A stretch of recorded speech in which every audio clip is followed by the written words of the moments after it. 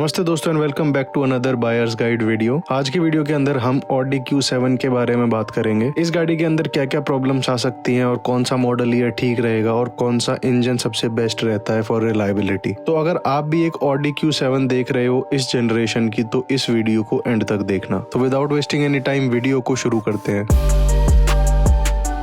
मैं हर फ्राइडे शाम को 7 बजे आपको एक कार बायर्स वीडियो लेके आता हूँ जिसके अंदर मैं आपको बताता हूँ कि ईच गाड़ी के अंदर क्या क्या दिक्कत आ सकती है। अभी तक मैंने 4 गाड़ियों की वीडियो बनाई हुई है और उसकी प्लेलिस्ट में वीडियो डिस्क्रिप्शन में लिंक कर दूंगा। 3 सीरीज, 5 सीरीज, 7 सीरीज और 8 की अभी तक वीडियो बनाई है मैंने। अगर आपने इनमें से कोई वीडियो नहीं देखी है तो जाके देख सकते हो आप। अगर आप इनमें से कोई गाड़ी ढूंढ रहे हो तो आपको एग्जैक्ट पता चल जाएगा कि कौन सा मॉडल लेना और उसमें क्या क्या दिक्कत आ सकती है। तो आज की वीडियो के अंदर जैसे मैंने बताया कि हम Q7 के बारे में बात करेंगे। ये हालांकि जो आप शेप देख रहे हो 2005 के अंदर इंट्रोड्यूस हुई थी और 2015 तक ऐसे ही वेरिएंट आए थे। इसके अंदर आपको फेसलिफ्ट भी मिलता है और विदाउट फेसलिफ्ट वाली गाड़ियों में काफी सारे डिफरेंसेस होते हैं। आज की वीडियो के अंदर जो हम Q7 के बारे में बात करेंगे वो 2008 से लेकर 2015 होगा। इस गाड़ी का जो फेसलिफ्ट है वो 2010 के अंदर आ गया था जिसके अंदर की आपको बाहर से डिफरेंट हेडलाइट मिलती थी, टेल लाइट मिलती थी, डिफरेंट बम्पर्स थे। इंटीरियर के अंदर आपको अपडेटेड MMI आ गया था, ZF का 8 स्पीड आ गया था और पुश स्टार्ट बटन भी आ गया था काफी लेटेस्ट गाड़ियों में। इसका जो V12 वर्जन आता था वो 2012 में डिसकंटिन्यू कर दिया था और वो 2012 के बाद V12 इस गाड़ी के अंदर नहीं आया। इसके अंदर आपको डीजल के और पेट्रोल के दोनों के ऑप्शन मिलते थे। आज की वीडियो के अंदर मैं डीजल और पेट्रोल दोनों के बारे में बात करूंगा। सबसे जो कॉमन इंजन होता है इसके अंदर डीजल वो होता है V6 3.0 TDI क्वाट्रो। ये all time 4x4 quattro system के साथ आती है Q7। इसके अंदर एक V8 का ऑप्शन आता है जिसके अंदर 4.2 V8 आता है डीजल के अंदर। इसके अंदर V12 का भी ऑप्शन था बट वो हमारे इंडिया के अंदर ज्यादा गाड़ियां नहीं है, अगर हैं भी तो। पेट्रोल के अंदर जो ज्यादातर Q7 आई थी वो 4.2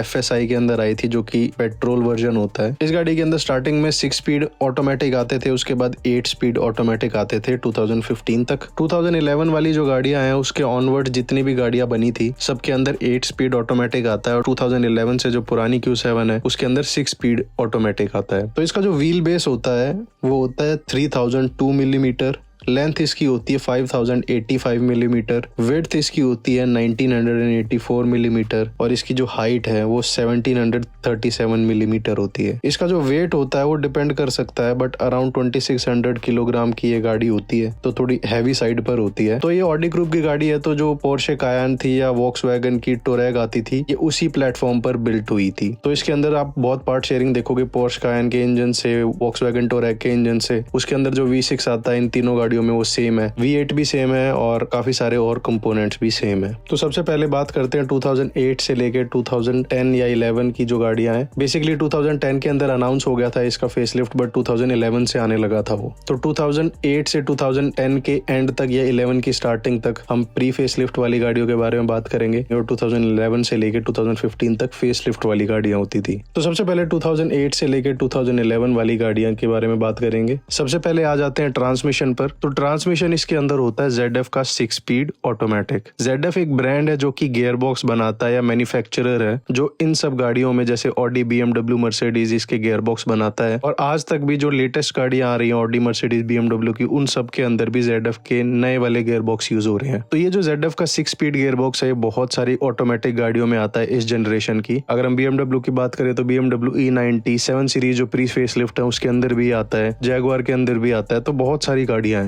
इस ZF 6 स्पीड के वेल्व बॉडी के अंदर इश्यूज आ सकते हैं अगर आप इसका फ्लूइड टाइम पर चेंज नहीं करते हो तो अगर आप कंपनी से पूछोगे ऑडी, BMW, मर्सिडीज में से तो सारे कहते हैं this is sealed for life. Transmission को कभी सर्विस करने की जरूरत नहीं पड़ती अनलेस अनटिल वो डैमेज हो जाता है या मतलब उसका ऑयल निकल जाता है जब आप इसका ऑयल चेंज करो सिर्फ। बट होता क्या है जो इसकी अर्ली जनरेशन की गाड़ियां हैं तो सपोज करो एक 2009 की Q7 है वो 1.5 लाख किलोमीटर चल चुकी है इतने सालों के बाद जो कि बहुत कम है अगर हम कंपेयर करें तो साल वाइज। तो उस गाड़ी के अंदर कभी भी अगर ट्रांसमिशन की सर्विस नहीं हुई है और अभी भी वो गियर चल रहा है तो उसका जो ट्रांसमिशन फ्लूइड है अभी वो फुल कैपेसिटी पे नहीं है, मतलब वो लुब्रिकेशन इतनी नहीं दे पा रहा वेल्व बॉडी को। उसकी वजह से जो ऑयल है वो बर्न्ट हो जाता है क्योंकि जो ट्रांसमिशन का कूलर होता है वो भी इनएफिशिएंट हो जाता है इतने सालों के बाद या वो लीक कर रहा होता है और जो वेल्व बॉडी है उसके अंदर डैमेज आना स्टार्ट हो जाता है या मेगाट्रॉनिक के अंदर डैमेज आना स्टार्ट हो जाता है। फिर आप गियर शिफ्ट करोगे तो आपका गियर स्लिप हो सकता है या कई बार लगेगा भी नहीं। ज्यादातर आपको रिवर्स या फर्स्ट गियर के अंदर इशू आएगा। जब आप रिवर्स लगाओगे तो आपको एक झटका लग सकता है, और जब आप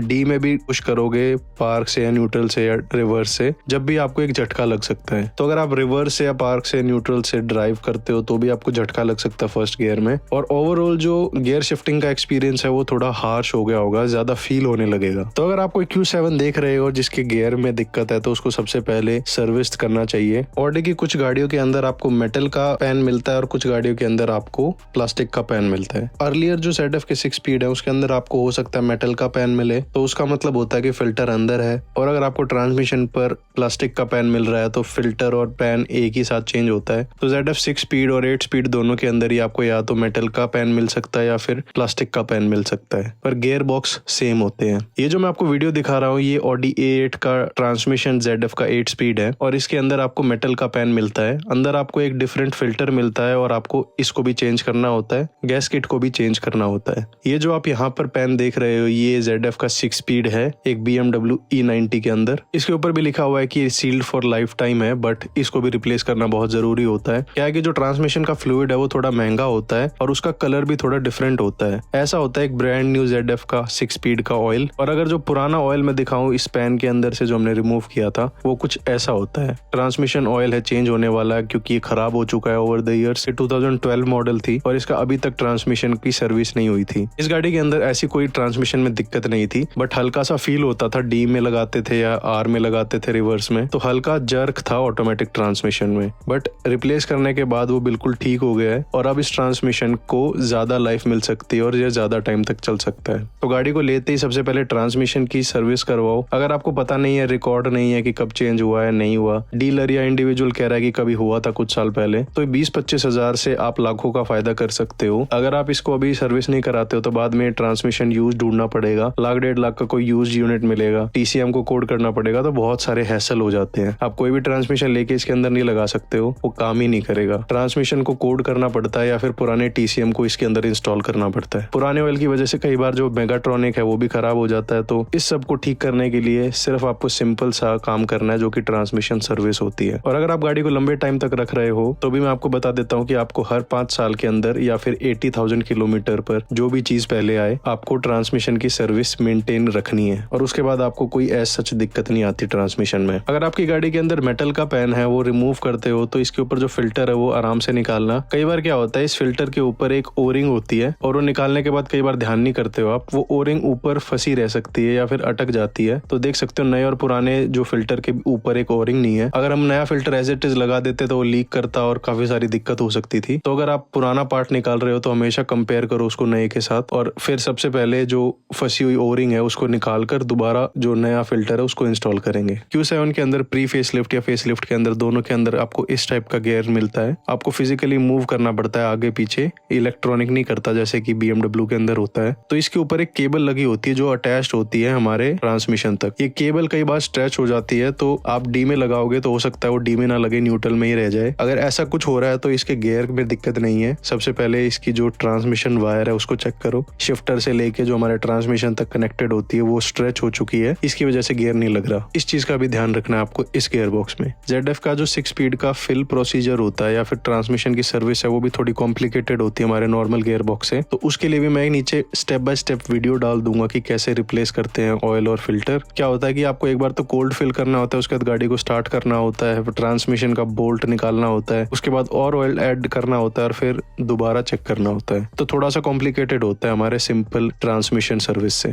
जो अर्लियर मॉडल है उसके अंदर ट्रांसमिशन पर एक कूलर लगा होता है जो कि बहुत केसेस के अंदर फेल कर जाता है। फिर जो हमारा ट्रांसमिशन का जो कूलर होता है वो ट्रांसमिशन ऑयल को कूल नहीं कर पाता और जो ऑयल है वो ज्यादा गर्म होने की वजह से बर्न हो जाता है और फिर भी हमारे गियर बॉक्स के अंदर दिक्कत आ सकती है और फिर हो सकता है कि आप रिप्लेस करो ऑयल जब भी वो काम ना करे। तो अगर आप एक प्री फेस लिफ्ट वाली गाड़ी ले रहे हो तो इसका ट्रांसमिशन कूलर चेक करो। अगर वो लीक नहीं भी हो रहा है एक बार रिमूव करके चेक करो। अगर वो ऐसे खराब हो चुका है तो उसको रिप्लेस करो और आपके ट्रांसमिशन में फिर दिक्कत नहीं आएगी। इसके बाद हम बढ़ते हैं 2011 से लेकर 2015 तक जिसके अंदर ZF का 8 स्पीड ट्रांसमिशन आता है। ये ZF का 8 स्पीड का मतलब होता है कि इसके अंदर 8 गियर है। ZF 6 स्पीड का मतलब होता है उसके अंदर 6 गियर है। क्योंकि इसके अंदर 8 गियर हैं तो ये एवरेज भी अच्छी देता है ZF 6 स्पीड से। तो फ्यूल एफिशिएंट होता है ZF 8 स्पीड और इसके जो गियर शिफ्टिंग है वो स्मूथ होते हैं ZF 6 स्पीड से, क्योंकि इसके अंदर अपडेटेड वेल्व बॉडी है और इसके अंदर जो गियर रेशो है वो भी अच्छा है पहले वाले गियर बॉक्स है, तो आपको जो गियर शिफ्टिंग है इसके अंदर बहुत ज्यादा स्मूथ मिलेंगे। बट इसके अंदर भी आपको ट्रांसमिशन सर्विस करनी बहुत जरूरी है, क्योंकि ZF 6 स्पीड तो आपको फिर भी थोड़ा सस्ता मिल जाएगा, ZF 8 स्पीड क्योंकि बहुत सारी गाड़ियों में है, अगर आपको इसको रिप्लेस करना पड़ा तो बहुत महंगा होता है। सिर्फ एक वेल्व बॉडी या मेगाट्रॉनिक आप रिप्लेस करते हो तो भी आपको 80-90,000 के मिल सकते हैं। मैंने लोगों को 1.5 लाख रुपए चार्ज करते हुए देखा है सिर्फ वेल्व बॉडी के लिए। तो पूरा ट्रांसमिशन कई लोग 3-3 लाख, 2 लाख, 2.5 लाख कुछ भी मांग सकते हैं। तो अगर आप 6-7 लाख की कोई Q7 ले रहे हो और उसके अंदर आपको ये काम करवाना पड़ा तो उसकी 50% ऑफ द कॉस्ट ट्रांसमिशन ही हो जाएगी। गाड़ी को चेक करने जब भी जाओ तो मेक श्योर कि आप किसी OBD स्कैनर से स्कैन करो, नहीं है तो किसी वर्कशॉप पे जाके इसके कोड स्कैन करवाओ। गाड़ी को अच्छे से 10, 12, 15 किलोमीटर तक ड्राइव करो। अगर डीलर कह रहा है कि नहीं जी ऐसे नहीं कर सकते तो उनको बोलो कि जी मैं दे दूंगा डीजल के पैसे, बट मेरे को चलानी है। अगर कोई गियर शिफ्टिंग में आपको दिक्कत लग रही है, गाड़ी को स्टैंड स्टिल करके रिवर्स करके देखो, फिर रिवर्स के अंदर पार्क करके देखो, पार्क से फिर डी लगा के देखो। अगर कोई झटका आ रहा है आपको तो आप सोच सकते हो कि इसके ट्रांसमिशन में काम होगा। इसके अंदर ज्यादातर पैन आपको मेटल के मिलेंगे, बट कुछ गाड़ियों के अंदर प्लास्टिक के भी हैं। सो जो भी पैन हो उस हिसाब से आप उसको रिप्लेस कर सकते हो, बट मेक श्योर कि ZF के पार्ट्स के साथ ही रिप्लेस करो। ZF का 8 स्पीड के अंदर आपको ZF का 8 नंबर का ऑयल डालना है, ZF 6 स्पीड के अंदर ZF 6 का ऑयल डालना है। अगर आपको कोई भी पार्ट्स चाहिए लग्जरी कार्स के तो मुझे नीचे व्हाट्सएप कर सकते हो। हमारी वर्कशॉप की वजह से हम ज्यादातर जो पार्ट्स हैं वो स्टॉक में रखते हैं, तो मैं आपको बता दूंगा अगर हम स्टॉक में रख रहे होंगे तो मैं आप तक वो भिजवा सकता हूँ। ZF का 8 स्पीड और 6 स्पीड के थोड़े प्राइसेस डिफरेंट हैं ऑयल के। आपको इसलिए यूज करना चाहिए क्योंकि इसके अंदर जो ऑयल है वो स्पेशल होता है। नॉर्मल ट्रांसमिशन फ्लूइड इसके अंदर आप कभी भी मत डालना, आपका ट्रांसमिशन फेलियर हो जाएगा,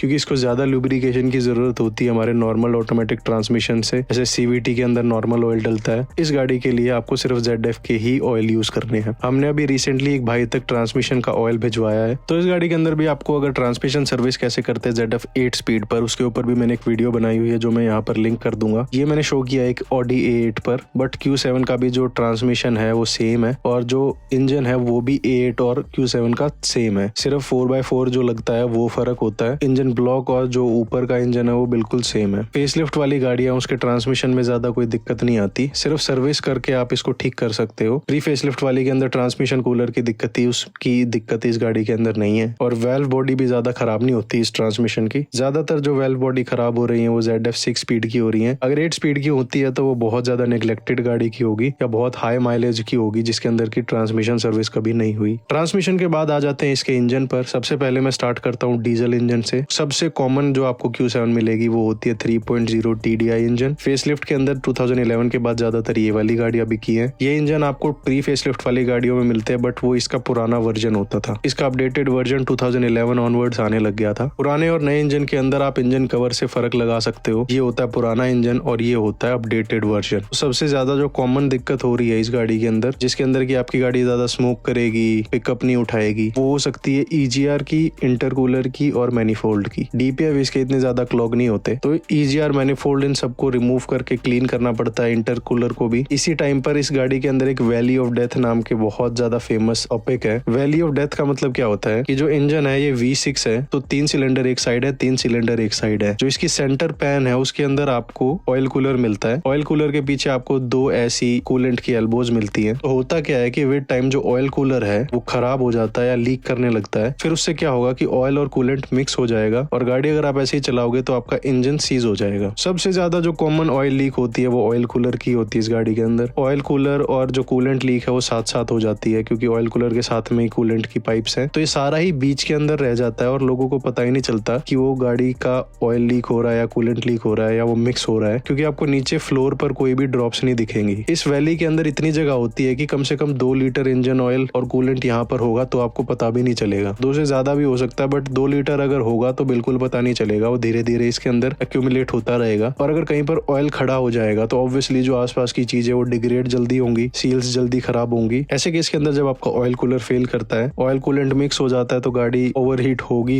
अगर आप गाड़ी को थोड़ा स्पीड पर चला रहे हो। नॉर्मल 80-100 की स्पीड पर भी हो सकता है आपको एकदम से पता ना चले, और जब तक गाड़ी का पता लगेगा वो इंजन सीज हो जाएगा। और इस गाड़ी के इंजन को रिबिल्ड करने की बिल्कुल मत सोचना। इसके जो पार्ट्स हैं, बेसिकली जो बेरिंग एंड ऑल, क्रैंक, सारी चीजें बहुत महंगी हैं और उसकी सबसे ज्यादा कॉपी मिलती है हमारे इंडियन मार्केट में। अगर आपके कोई Q7, A8, A6 या Q5 के अंदर ये वाला इंजन है और स्कायन के अंदर भी ये वाला इंजन है, अगर वो ओवरहीट हो गया या वो खराब हो गया, सीज हो गया है, तो आप एक दूसरा इंजन सोर्स करो, वही बेस्ट बेट रहेगा। नहीं तो अगर आप इसको रिपेयर करने की कोशिश करते हो या रिबिल्ड बिल्ड करने की कोशिश करते हो, जितने महंगे पार्ट्स आप इसके अंदर लगाओ वो वाली बात नहीं आएगी। मैंने सबसे ज्यादा जो फेल्ड इंजन देखे हैं वो यही वाले देखे हैं, Q7 के 3.0 TDI। ऑयल कूलर की वजह से फेल होते हैं या फिर इसके अंदर कूलेंट इश्यूज बहुत सारे हैं, क्योंकि ये बहुत हाई हॉर्स पावर इंजन है, तो कूलेंट लीक्स की वजह से भी ये जो इंजन है वो ओवर हीट हो जाता है। इस गाड़ी की जो फ्रंट प्लेट होती है जो इंजन के आगे लगी होती है, उसके अंदर एक बोतल होती है ऐसी प्लास्टिक की, वो डिग्रेड हो जाती है और फिर वहां से जो कूलेंट है वो लीक होने लगता है। इस गाड़ी के अंदर दूसरी जो सबसे कॉमन दिक्कत है वो वाटर पंप है। अगर वाटर पंप अभी लीक नहीं कर रहा है तो जल्दी ही करेगा। सबसे जो कॉमन कूलेंट लीक है वो वाटर पंप की है। वाटर पंप कैसे चेंज करते हैं Q7 या A8 वाले इंजन में, उसके ऊपर भी मैंने वीडियो बनाई हुई है, वो मैं नीचे डिस्क्रिप्शन में लिंक कर दूंगा। स्टेप बाय स्टेप बताया हुआ कि आपको वाटर पंप को कैसे रिमूव करना है और रिप्लेस करना है। कूलेंट ज्यादा टाइम तक जब लीक करता रहेगा तो जो रबर का मटेरियल है वो इतना गर्म हो जाता है कि वो पुली पर ऐसे स्टिक करने लगता है। फिर इसको भी आपको साफ करना पड़ता है, रिप्लेस करना पड़ता है। इसका जो और कॉमन फेलियर है वो इसके बेल्ट टेंशनर है, वो टूट जाता है और उसकी वजह से आपकी फैन बेल्ट है वो निकल जाएगी, और सिर्फ क्रैंक घूमने की वजह से वाटर पंप नहीं घूमेगा तो भी ओवर हीट हो जाता है इंजन। इसके अलावा जो इसका पावर स्टीयरिंग का पंप है वो भी खराब हो जाता है पुराने ऑयल की वजह से, और इसके अंदर स्टीयरिंग रैक की सबसे ज्यादा दिक्कत होती है जो कि ये लीक करता है। पावर स्टीयरिंग पंप से लेके जो स्टीयरिंग तक ऑयल लाइंस जा रही है वो लीक करती हैं। पावर स्टीयरिंग का जो पंप है वो रिप्लेस करना पड़ता है, नहीं तो आपको गाड़ी के अंदर पावर स्टीयरिंग नहीं मिलेगा। काफी बार लोग क्या करते हैं, इसके अंदर पुराना ऑयल डाल देते हैं या नॉर्मल गाड़ी का ऑयल डाल देते हैं पावर स्टीयरिंग में, जो कि रेड कलर का होता है जैसे इस गाड़ी में डला हुआ था, बट इसको आपको रिप्लेस करना पड़ता है CHF के ऑयल से। CHF का जो पावर स्टीयरिंग ऑयल है वही डलता है इस गाड़ी के अंदर, और ज्यादातर लग्जरी गाड़ी जिसके अंदर आपको पावर स्टीयरिंग का पंप मिलता है उसके अंदर CHF का ही डालना होता है। जहाँ पर आप ये नॉर्मल रेड कलर का जो पावर स्टीयरिंग का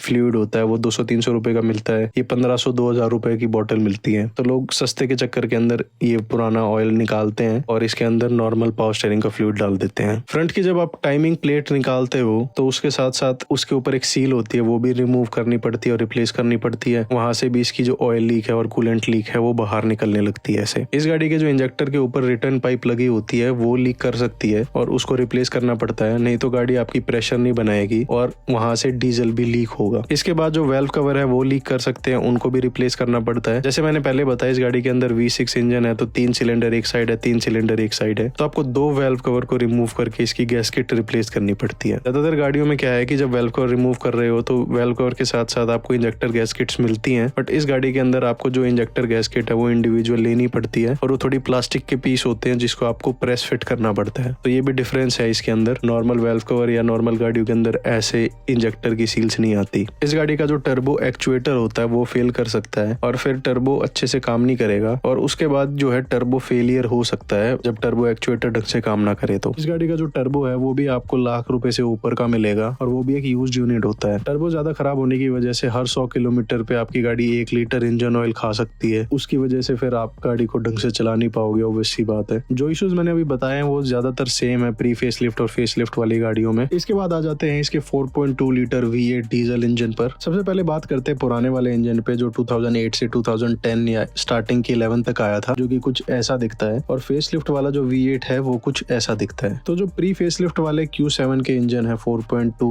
TDI, जिसके अंदर भी आपको क्वार्टरो सिस्टम मिलता है, इस प्री फेस लिफ्ट वाले इंजन के अंदर क्या हो सकता है, जो ECM है वो खराब हो जाता है क्योंकि उसके अंदर पानी लग जाता है। पानी लगने की वजह से आपको काफी सारे मिस फायर्स दिखेंगे, random misfires. Carbon buildup इस इंजन के अंदर बहुत एक मेजर इशू होता है। ऑयल लीक आपको मिल सकती है वेल्व कवर गैस्केट से, ऑयल कूलर लीक कर सकता है, कूलेंट के होजेस लीक कर सकते हैं, और टाइमिंग चेन इसके अंदर जल्दी खराब होती है, तो इसके अंदर टाइमिंग चेन का ध्यान रखना है आपको। अगर आपको टाइमिंग चेन की रेटल सुन रही है सुबह तो इसको रिप्लेस करना पड़ेगा। टाइमिंग चेन रिप्लेस करने के लिए इस इंजन को बाहर निकालना पड़ता है, और इस इंजन के अंदर काफी बार वैक्यूम की प्रॉब्लम होती है। काफी सारे पंप होते हैं जो वैक्यूम सिस्टम से चलते हैं, और वैक्यूम का पंप हो सकता है ठीक हो, बट जो उसकी लाइनें होती है जो कि रबर मटेरियल की होती है वो डिग्रेड हो जाती है, फिर गाड़ी के अंदर वैक्यूम लीक्स होगी। वैक्यूम लीक्स की वजह से हो सकता है गाड़ी बिल्कुल भी पिकअप ना ले या चलाने के अंदर वो मजा ना आए जो एक Q7 के अंदर होना चाहिए। तो जितने भी रबर के पार्ट्स हैं वो पुरानी गाड़ियों में खराब होने लगते हैं, तो कूलेंट की पाइप्स के साथ भी हो सकता है, वैक्यूम लाइंस के साथ भी एक बहुत बड़ी दिक्कत है इस गाड़ी में। इस इंजन के अंदर आपको पुरानी थ्रॉटल बॉडी मिलती थी जो कि बहुत जल्दी खराब होती थी। इस थ्रॉटल बॉडी की वजह से आपको रैंडम एरर आ सकते हैं कई बार, या फिर गाड़ी रेस बिल्कुल ज्यादा ले लेगी या बहुत कम लेगी, तो थ्रॉटल बॉडी की वजह से होता है इस गाड़ी पर। वाटर पंप लीक कर सकता है, पावर स्टीयरिंग का पंप भी इसके अंदर लीक कर सकता है, कूलेंट की जो रिजर्वोयर है पूरा का पूरा वो चेंज करना पड़ता है क्योंकि वो लीक करने लगता है इस टाइम पर। तो ये सारी दिक्कत आपको एक प्री फेस लिफ्ट वाले 4.2 TDI के अंदर आ सकते हैं। इस गाड़ी के अंदर आपको ओवर रेटिंग हीटिंग के इश्यूज भी हो सकते हैं, उसकी वजह से हेड गैस्केट खराब हो जाती है, तो उसका भी आपको ध्यान रखना है। कभी भी गाड़ी को ओवर हीट मत होने देना। 4.2 लीटर जो V8 आता था 2011 से लेकर 2015 तक, इसके अंदर काफी हद तक चीजें ठीक कर दी थी। इसका जो टाइमिंग चेन है या फिर उसका टाइमिंग सिस्टम है वो ठीक है, पहले से इतना ज्यादा फेलियर नहीं हो रहा है इस इंजन पे, तो टाइमिंग चेन की इतनी ज्यादा प्रॉब्लम नहीं आ रही है इस जनरेशन में। इस इंजन पर भी जो मेन दिक्कत हो सकती है वो नॉर्मल ऑयल लीक हो सकती है, वेल्व कवर से, ऑयल कूलर से, कूलेंट लीक हो सकती है वाटर पंप से, फ्रंट टाइमिंग के कवर से, कूलेंट के होजेस से। पावर शेयरिंग का पंप इस गाड़ी के अंदर ज्यादा खराब नहीं हो रहा। इस गाड़ी का भी जो टर्बो है वो खराब हो रहा है जल्दी, और टर्बो खराब होने की वजह से वो जो टर्बो है उसको सोर्स करना थोड़ा डिफिकल्ट हो सकता है या बहुत महंगा हो सकता है। टर्बो के अंदर ज्यादा एक्सेसिव प्ले आने की वजह से ऐसा होता है, और इस गाड़ी के अंदर भी ओवर हीटिंग के इश्यूज हैं जिसकी वजह से हेड गैस्केट चली जाती है। तो कूलिंग सिस्टम अगर आप इस गाड़ी को लंबा रखना चाहते हो तो उसको एक साथ रिप्लेस कर सकते हो। जितने भी पाइप्स हैं, कूलेंट की बोतल है, वो सारी चीजें एक साथ रिप्लेस करोगे तो ये ज्यादा रिलायबल हो जाएगी। क्योंकि ये डीजल इंजन है V8, तो इसके अंदर कार्बन बिल्डअप बहुत ज्यादा होता है। अगर आप इसको अच्छे से ना चलाओ तो, या फिर ज्यादा हाईवे पे ना चलाओ तो EGR और मैनिफोल्ड ज्यादातर क्लॉग होते हैं इसके। 3.0 TDI का जो इंजन है उसके पार्ट्स हमेशा मिल जाते हैं, बट जो 4.2 V8 इंजन है उसके पार्ट कई बार नहीं मिलते हैं। 4.2 लीटर का जो फ्यूल पंप है वो जल्दी खराब होता है, और इसका हाई प्रेशर वाला फ्यूल पंप भी जल्दी खराब होता है। इस गाड़ी के ऊपर आपको 2 फ्यूल रेल मिलती हैं, वो फ्यूल रेल खराब हो सकती है इस गाड़ी की, जिसकी वजह से आपकी गाड़ी के अंदर पिकअप बिल्कुल नहीं होगा, या फिर गाड़ी लिम्प मोड में आ सकती है या बंद हो सकती है। ये 4.2 लीटर के जो TDI इंजन है बहुत कम है, ज्यादातर आपको 3.0 TDI इंजन देखने को मिलेंगे, बट कुछ गाड़ियां हैं जो V8 के अंदर है डीजल में, इसलिए मैंने आज की वीडियो में इस बारे में बताया है। तो जो पेट्रोल के अंदर आपको इंजन देखने को मिलेंगे वो 3.0 TFSI मिलते हैं क्वार्टरो, और जो 4.2 लीटर FSI क्वार्टरो होते हैं वो V8 होते हैं। इस गाड़ी के अंदर सिर्फ 2010 के बाद ही पेट्रोल इंजन के अंदर 3.0 TFSI इंजन आने लगे थे और 4.2 लीटर FSI इंजन आ रहे थे। पेट्रोल इंजन ज्यादातर आपको सिर्फ 4.2 FSI मिलता है। अगर आप ये V8 इंजन लेते हो तो सबसे पहले आपको बहुत ज्यादा महंगा बिल देखना पड़ेगा इग्निशन कॉइल का और स्पार्क प्लग का, क्योंकि इसके अंदर 8 इग्निशन कॉइल आएंगी, 8 स्पार्क प्लग होंगे। इग्निशन कॉइल इसके अंदर बहुत महंगी हो सकती है, मतलब 5-7 हजार 10 हजार तक की एक कॉइल मिल सकती है अगर आप ओरिजिनल लेने जाओगे। और इस गाड़ी के अंदर सिर्फ ओरिजिनल इग्निशन कॉइल इसलिए यूज करनी चाहिए क्योंकि जो इसका फ्यूल सिस्टम बहुत ज्यादा फ्रेजाइल है और बहुत जल्दी मिसफायर करता है अगर उसको उतना ही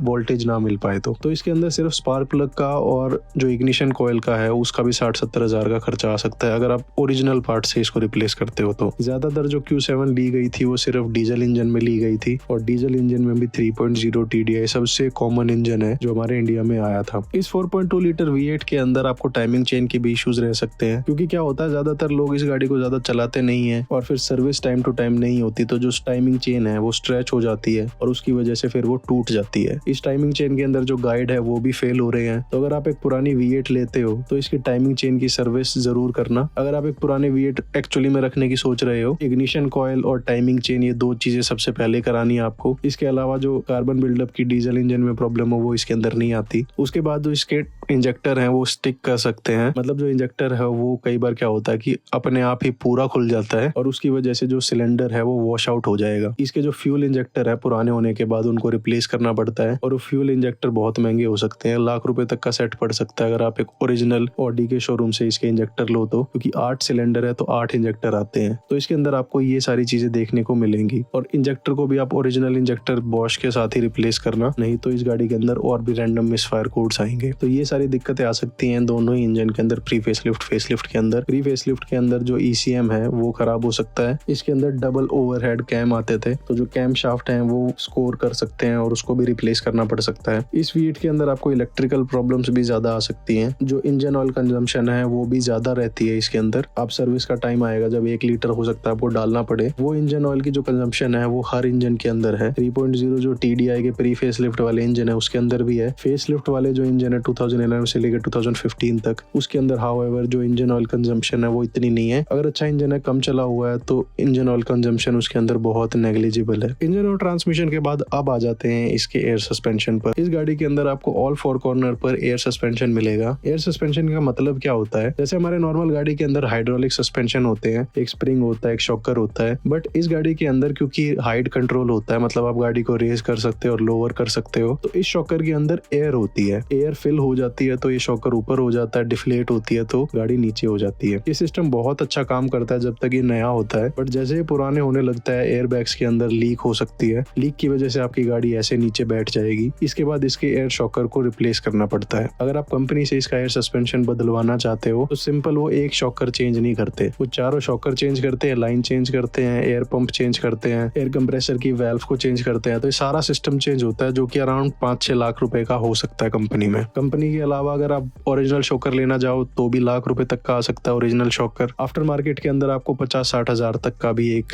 शॉकर मिल सकता है। सिर्फ सस्पेंशन पे शॉकर चेंज करने के लिए आपको 2 लाख रुपए लगाने पड़ सकते हैं ऑल 4 कॉर्नर्स पर। इसका जो एयर कंप्रेसर का पंप होता है, जो कि कुछ ऐसा दिखता है, वो भी खराब हो जाता है। क्या होता है, जब लीक होती है एयर सिस्टम में तो वो नीचे बैठ जाती है, और जैसे आप गाड़ी को स्टार्ट करोगे पंप चलने लगता है, और फिर इस खराब एयर सस्पेंशन के अंदर या शॉकर के अंदर वो एयर पंप करता है और ये एक बार रेज हो जाता है। काफी बार क्या होता है, लोग फिर इसको इग्नोर कर देते हैं कि एक बार उठ तो गई है। एयर कंप्रेसर को ज्यादा काम करना पड़ता है और फिर उसके बाद ज्यादा चलने की वजह से ये एयर कंप्रेसर खराब हो जाता है। जब एयर कंप्रेसर खराब होएगा और शॉकर खराब होंगे, आपकी गाड़ी बिल्कुल जमीन पर बैठ जाएगी, उसको आप उठा नहीं सकते हो। एयर सस्पेंशन के अंदर इसकी लाइंस में भी क्रैक आ सकते हैं और वो भी लीक कर सकती है। एक वेल्व ऐसा होता है, वो भी लीक कर सकता है। तो एयर सस्पेंशन नई गाड़ियों पे तो बहुत अच्छा लगता है, बट जैसे पुरानी हो जाती है बहुत हाई मेंटेनेंस हो जाती है। 35-40 हजार का आ सकता है ओरिजिनल एयर कंप्रेसर Q7 का। आपको यूज्ड एयर कंप्रेसर देखने को मिलेंगे 20 से 25 हजार के। ये सबसे बड़ा ड्रॉबैक होता है इंडियन मार्केट के अंदर एयर सस्पेंशन। अगर आप कहीं पर बाहर जा रहे हो, आपका एयर सस्पेंशन बिल्कुल ठीक है, हो सकता है कोई ऐसा गड्ढा आएगी जिसकी वजह से जो एयर सस्पेंशन के शॉकर हैं वो कट जाएं और उसके बाद उसके अंदर एयर लीक हो सकती है। मेरे खुद के साथ ऐसा कई बार हुआ है A8 के अंदर, तो इस चीज से मैं आपको बता सकता हूँ। फ्रंट एयर सस्पेंशन के अंदर लीक होने की वजह से जब आप शॉकर को बाहर निकालोगे तो उसके अंदर ऐसी लीक हो सकती है, और इसके बाद इसके पूरे शॉकर को चेंज करना पड़ता है। काफी लोग सिर्फ बलून चेंज कर लेते हैं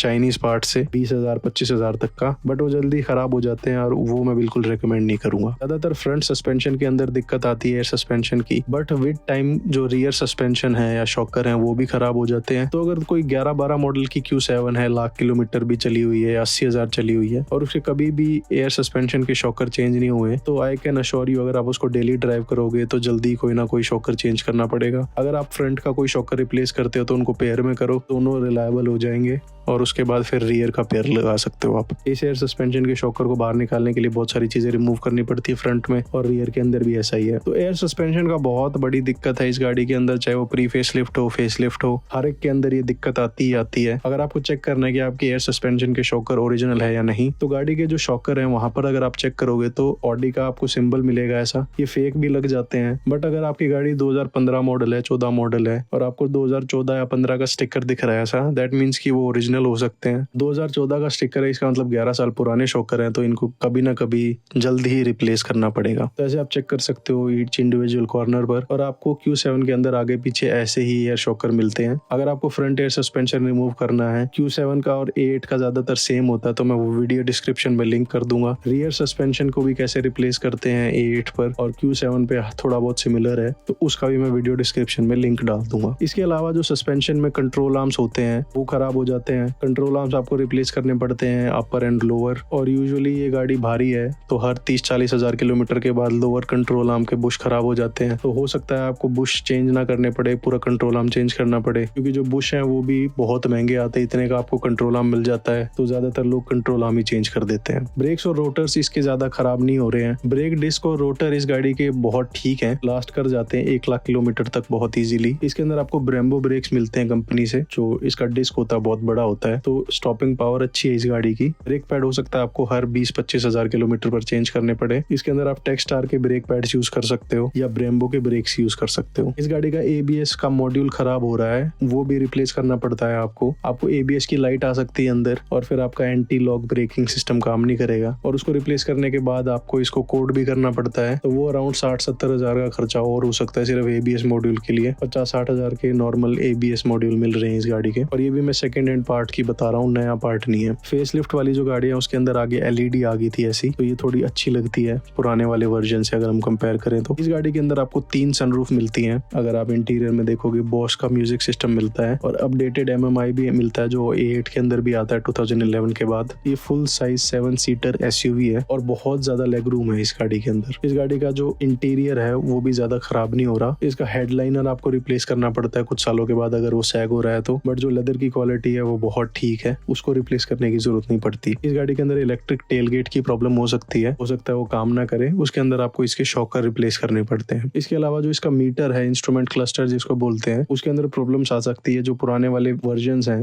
2011 से पहले, उसके अंदर जो नीचे के पिक्सल्स होते हैं वो खराब हो सकते हैं, उसकी वजह से आपको इसको रिप्लेस करना पड़ता है। तो अगर आप मेरे से पूछो कि मैं कौन सी Q7 सबसे ज्यादा प्रेफर करूंगा आप लोगों के लिए डीजल के अंदर, क्योंकि पेट्रोल के अंदर ये बिल्कुल एवरेज नहीं देती है। डीजल के अंदर ये 15 तक की एवरेज दे सकती है हाईवे पे, सिटी के अंदर 10 to 12 की एवरेज दे देती है, पेट्रोल के अंदर 5-7 की एवरेज है और हाईवे पे 10-12 की मैक्सिमम दे देती है, और वो रिलायबल भी नहीं है इतना। तो मेरी पर्सनली जो सजेशन रहेगी वो रहेगी 3.0 TDI क्वाट्रो इंजन 2011 के बाद वाला, जिसके अंदर की आपको अपडेटेड ट्रांसमिशन मिल गया था, ZF 8 speed, updated lights, bumper मिल गए थे, अपडेटेड MMI मिल गई थी। इस इंजन की जो रिलायबिलिटी है वो बहुत अच्छी है। मैंने कुछ इंजन 3-3 लाख किलोमीटर चले भी देखे हैं, उसके अंदर ऐसा कुछ नहीं होता। तो जो प्रीवियस ओनर है उसने क्या क्या दिक्कत की है या मेंटेन नहीं किया, उसकी वजह से इंजन खराब हो सकते हैं। अदरवाइज ये एक सॉलिड इंजन है। मैंने जितनी भी 8 रखी है उसके अंदर भी ये वाला इंजन है, और मैं कह सकता हूँ कि ये बहुत ही रिलायबल इंजन है और बहुत ही क्वाइट इंजन भी है। अगर आपको किसी को ओवरटेक करना है तो आपको सोचने की जरूरत नहीं पड़ती। तो पावरफुल भी है, रिलायबल भी है और फ्यूल एफिशिएंट भी है। तो 2012, 13, 14, 15 कोई भी अगर आपको डील मिलती है अच्छी, फर्स्ट या सेकंड ओनर तक ही लेना। ज्यादातर पुराने ओनर होने के बाद ये गाड़ी ज्यादा निगलेक्टेड मिल रही है। लेते ही इसका जो ट्रांसमिशन सर्विस है वो करवा लेना। EGR मैनिफोल्ड इंटरकूलर इसको खुलवाकर साफ करवा लेना। ऑयल कूलर रिप्लेस कर लेना। ऑयल कूलर के साथ साथ जो वैली के अंदर 2 कूलेंट की पाइप होती है उसको भी रिप्लेस कर लो। इंजेक्टर के ऊपर जो रिटर्न पाइप है उसको चेक करवा लो। पावर स्टीयरिंग का पंप और वाटर पंप को चेक करवाओ। लेते ही अगर आप ये सारी चीजें करवा लेते हो तो आई एम श्योर कि वो जो Q7 है वो काफी टाइम तक लास्ट कर सकती है आपको, अगर उसके अंदर एयर सस्पेंशन की दिक्कत नहीं आती है। तो एयर सस्पेंशन भी जब जब दिक्कत आए, हो सकता है एक साइड की आए तो आप एयर में चेंज करोगे, तो हो सकता है इनिशियली थोड़ा पहले साल के अंदर वो गाड़ी थोड़ा ज्यादा खर्चा करे। ओवर द ईयर्स उसके अंदर ज्यादा खर्चा नहीं आएगा। इस Q7 के अंदर ज्यादातर कोई AC से रिलेटेड प्रॉब्लम नहीं आ रही है। AC कंप्रेसर के अंदर एक AC का स्विच होता है वो खराब हो जाता है, सिर्फ उसकी वजह से ही इस गाड़ी के अंदर AC की दिक्कत आती है। अदरवाइज AC सिस्टम को चेंज करने की जरूरत नहीं होती। मेरे को पर्सनली व्हाइट कलर की Q7 अच्छी लगती है। मैंने थोड़ा टाइम रखी भी थी, बट वो मेरे साथ थोड़ा सा स्कैम हो गया था। मैंने जिस डीलर से ली थी उस गाड़ी के अंदर बहुत ज्यादा प्रॉब्लम थी। वो इंजन पहले कभी रीबिल्ड हुआ था, वो हर जगह से ऑयल लीक कर रहा था, टर्बो खराब था। वो गाड़ी मुझे ज्यादा खराब मिल गई थी पर्सनली, क्योंकि मैंने ज्यादा बिना कुछ देखे उसको खरीद लिया था। बाहर से बहुत अच्छी थी, इंटीरियर भी बहुत अच्छा था, बट जो इंजन है वो अच्छा नहीं था। तो मैंने उसको एक बहुत ही हैवी लॉस पर बेचा था। सिर्फ 15-20 दिन के बाद मैंने उस गाड़ी को बेच दिया था, और 3 से 4 लाख का मुझे नुकसान हुआ था उसे एक डील में 20 दिन में। तो Q7 को देख कर लेना, डीलर से लो चाहे इंडिविजुअल से लो। मैं हमेशा इंडिविजुअल से लेना प्रेफर करता हूँ। पहली बार किसी डीलर से ली थी गाड़ी। This is a part of the game. अगर आपको कोई पुरानी गाड़ी मिल रही है तो उसको चेक करके लो। हर गाड़ी खराब नहीं होती और हर गाड़ी अच्छी नहीं होती। तो इस हफ्ते के लिए बस इतना ही। आई होप इस वीडियो से आप कुछ सीख पाए हो। अगर आपका कोई दोस्त Q7 लेना चाहता है तो उसको ये वीडियो भेजो, ताकि वो भाई भी जान सके कि इसके अंदर क्या क्या प्रॉब्लम आ सकती है। आप लोग ध्यान रखो अपना और अपनी गाड़ियों का, और मिलते हैं अगले हफ्ते फ्राइडे शाम को 7 बजे एक नई बायर्स गाइड वीडियो के साथ।